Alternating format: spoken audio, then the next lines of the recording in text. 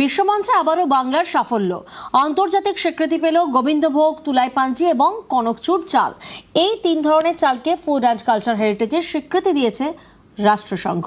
তাদের স্বীকৃতি পেয়েছে রাজ্য সরকারের মাটি সৃষ্টি প্রকল্প।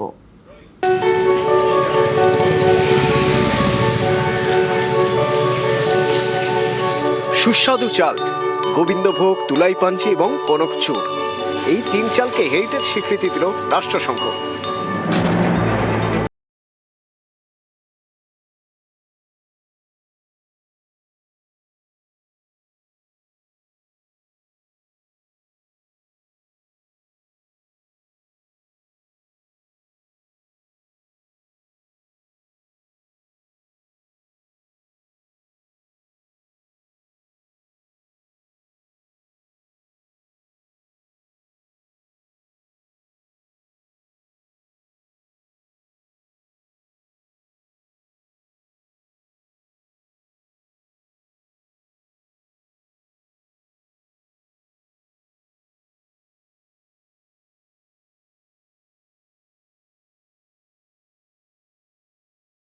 এমনিতে জিআইয়ের ফলে বাজার ছিলই, এবং আরো বেশি করে সেটা বাজার আমাদের তৈরি হবে।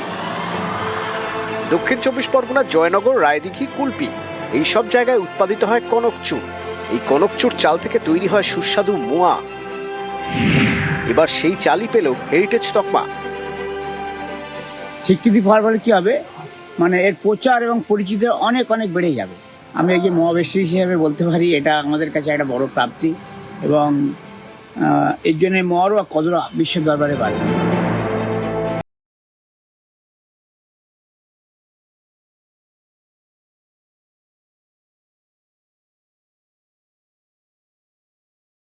এবার হেরিটেজ স্বীকৃতি দিল রাষ্ট্রসংঘ। জেলাবাসী হিসাবে আমাদের তুলাইপাঞ্জি চাল আমাদের জেলার গর্ব, এবং আজকে যে স্বীকৃতি পেল বিশ্বের বাজারে, তাতে করে কৃষক উপকৃত হবে, আমাদের জেলার যারা চাল ব্যবসা করছে তারাও উপকৃত হবে।